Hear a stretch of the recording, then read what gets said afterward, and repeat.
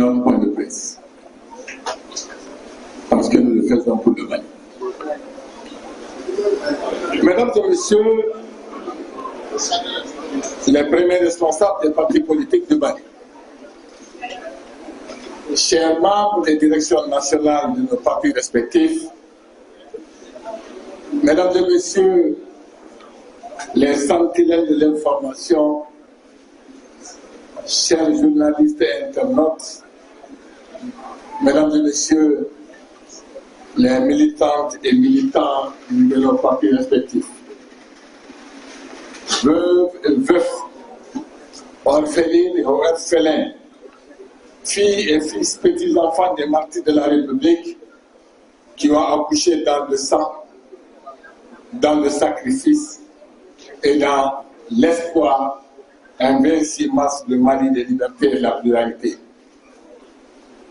Maliennes et Maliens, mesdames et messieurs, avant toute chose, nous exprimons notre soutien inconditionnel à la famille de notre camarade, Mamadou Traoré, communément appelé le roi.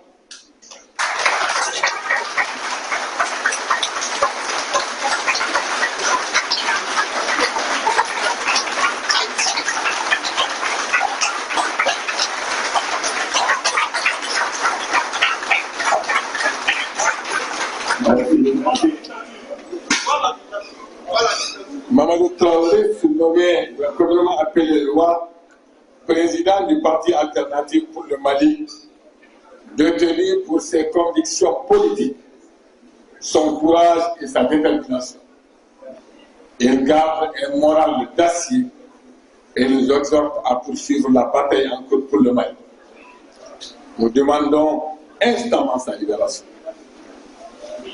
Nous nous engageons à promouvoir la liberté d'expression, d'association et de réunion dans notre pays en réaffirmant notre attachement viscéral à la Constitution du Mali, plébiscitée par plus de 3 millions de citoyens avec un taux de plus de 96% de participation, et proclamée par la Cour constitutionnelle le 21 juillet 2023. Cette Constitution consolide les acquis démocratiques et le rôle des partis politiques en République du Mali. Mais vous vous rappelez, nous avons été informés de la suspension des activités des partis politiques sans aucun fondement juridique évident par une décision du Conseil des ministres le 10 avril 2024, alors même que se déroulait le dialogue intermalien pour la paix et la réconciliation. Moment ne pouvait être plus mal choisi. Nous avons maintenu notre foi en la justice de notre pays, même lorsqu'elle a emprisonné 11 de nos camarades politiques connus pour leur patriotisme simplement parce qu'ils se sont réunis dans un cadre privé. Dans la douleur, nous avons souvent fait preuve de bonne foi au nom du Mali, de notre socle commun, ce précieux héritage qui ne doit en aucun cas nous échapper. Le Mali représente tout ce que nous possédons et chérissons. Mesdames et messieurs, nous n'avons pas réagi aux murmures ni aux rumeurs, même si certains bruits étaient clairement audibles à travers divers signes. Nous avons préféré croire que ceux qui les propagent se trompaient. Nous avons préservé notre précieux héritage, notre socle commun. Cependant, il est légitime de se demander qui sont ceux que dérangent les partis politiques à la République du Mali. Pourquoi le pluralisme des idées et des médias dérange-t-il ceux qui en font leur bouc émissaire? Les assises nationales de la Fondation, tenues du 11 au 30 décembre 2021, ont formulé 517 recommandations traduites en actions concrètes dans le cadre stratégique de la refondation de l'État, CCRE. En ce qui concerne les partis politiques, ces recommandations traitent 1. La réduction du nombre de partis politiques par l'instauration de conditions plus strictes en matière de création de financement. 2. La relecture de la charte des partis politiques avec une réaffirmation du statut de chef de l'opposition. 3. L'interdiction du nomadisme politique en cours de mandat. Le ministre délégué auprès du Premier ministre en charge des réformes politiques et du soutien au processus électoral a envoyé une correspondance aux partis politiques et aux organisations de la société civile pour recueillir des propositions avant le 14 mars 2027. Les partis politiques du Mali tiennent à informer la presse nationale et internationale qu'après avoir soumis nos propositions, le ministre délégué ne nous a pas conviés à des discussions. Au lieu de cela, il a rapidement dépensé des ressources publiques dans une pseudo-concertation. A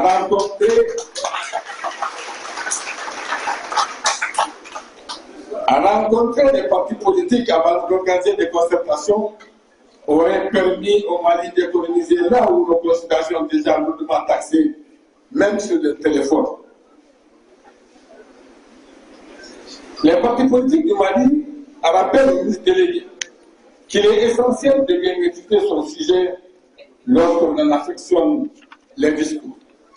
Ainsi, la correspondance du ministre délégué ne mentionne que la lecture de la charte des partis politiques avec la réaffirmation du statut de chef de file de l'opposition sans évoquer les deux autres recommandations des ANR. Cela est cohérent car la question du nombre de partis et celle du nomadisme politique sont déjà prises en compte dans la Constitution adoptée le 22 juillet 2023.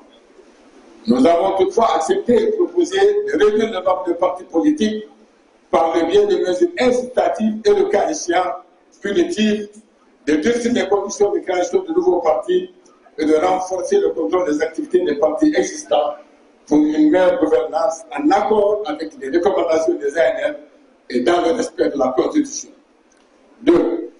La correspondance du ministre délégué ne précise pas les modifications envisagées, ce qui aurait pu guider les échanges de manière plus efficace. Ce manque de clarté a donné lieu à de nombreuses spéculations, parfois infondées et contre-productives, pouvant entraîner des dérives regrettables. 3. Les partis politiques ont répondu de manière consensuelle en examinant article par article les modifications envisagées pour mettre en œuvre toutes les recommandations des ANR de manière rigoureuse et dans l'intérêt supérieur du pays. Ils méritaient d'être associés aux discussions sur ces questions cruciales. 4. À ce jour, le ministre délégué n'a pas invité les partis politiques à discuter de ce document. Il n'a pas non plus répondu à nos demandes d'audience répétées, préférant organiser des simulacres de concertation. Pour quelle utilité? Pour quelle utilité? Pour quelle légitimité? Où est la logique? Où est la raison? 5. 1500 représentants au plus participent à ces concertations du ministre délégué, alors que 86 000 Maliens ont pris part aux ANR, plus de 3 millions au référendum constitutionnel dans un pays de 22 millions de personnes. Pour quelle légitimité? À certains endroits, ils étaient 5, 4, 3, 12, avec des propositions hors sujet. Comment justifier une caution de 200 millions de francs CFA pour la création de partis politiques sans faire une entreprise commerciale de production et d'achat massif de voix pour rembourser des crédits, servir des lobbies, des services des électeurs? Ce type de disposition exclut également un grand nombre de nos compatriotes de la vie publique, de la vie politique. Depuis quand la politique devrait être plus une question de conditions que d'idées? Ce genre de disposition n'est recommandé nulle part, ni dans les ANR, ni dans la Constitution, et constitue véritablement un recul démocratique. 6. Sur quelle base ont été sélectionnés les participants aux concertations privées et confortables du ministre délégué avec lui-même? Les partis politiques du Mali expriment des regrets quant à la désignation par le ministre de leurs représentants aux concertations régionales et regrettent de ne pas y avoir été associés. 8. Des propositions sans fondement et hors sujet circulent sur les réseaux sociaux concernant ces simulacres de concertation entre soi et le ministre délégué. Avec quelle légitimité allons-nous donc dissoudre les partis politiques en contradiction totale avec la Constitution? Pourquoi cherchons-nous à liquider, museler alors qu'on demande simplement des réformes? Le ministre délégué en charge des réformes politiques et du soutien au processus électoral peut-il réellement effectuer des réformes en interdisant la politique? Soutenir un processus électoral sans les partis politiques? Qu'attendra-t-il de l'âge constitué avec des représentants des partis politiques? Allons-nous bafouer toutes les lois du Mali? 9. La dérive de l'amateurisme est dangereuse. La violation de la Constitution, de la charte de la transition, de la charte des partis politiques entraînerait des conséquences irréversibles dans notre pays, alors que 300 morts ont conduit au multipartisme et que les partis politiques ont d'ailleurs été parmi ceux qui ont amené le CNSP au pouvoir et sont leurs compagnons de gouvernement de Parlement. 10. Pourquoi gaspiller les ressources publiques, créer les charges financières inopportunes au moment où les Maliens crient à la pauvreté, voire la faim? Les partis politiques du Mali ont donc convié ce 26 avril 2025, vous ont convié, excusez-moi, les partis politiques du Mali vous ont donc convié ce 26 avril 2025 pour vous demander d'être prêts. Camarades, êtes-vous prêts? Êtes-vous prêts? Êtes-vous prêts? Merci beaucoup. Les partis politiques de Mali informent qu'ils rencontreront dès aujourd'hui toutes les autorités morales, associatives, syndicales du Mali que nous prendrons à témoin devant les Maliens et devant l'histoire. Aucun conseil, aucun apaisement n'est superflu pour le Mali. Aucune concession n'est à négliger pour le Mali. Les partis politiques du Mali exhortent nos militants et militants à se mobiliser. Nous demeurons attentifs aux conclusions de la phase nationale à partir desquelles nous établirons un calendrier d'action. Nous réitérons notre demande adressée aux états-majors politiques à partager et à expliquer aux bases des propositions consensuelles concernant la révision de la loi 05-04-47 et à veiller à la mise en œuvre des recommandations des Indes.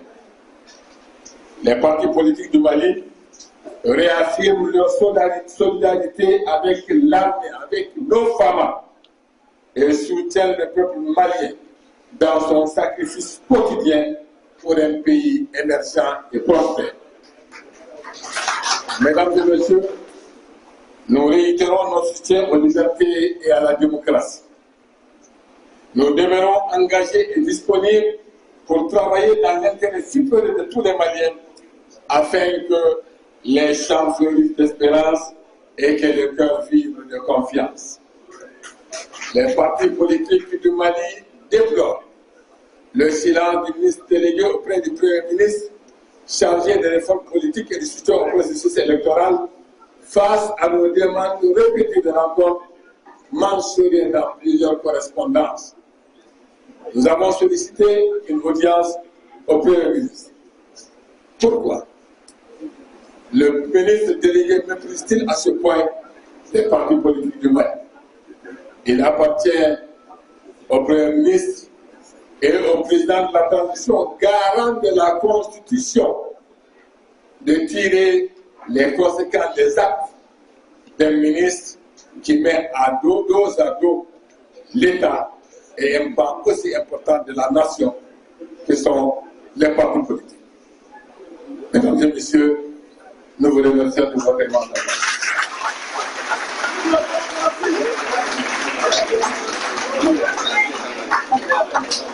Merci.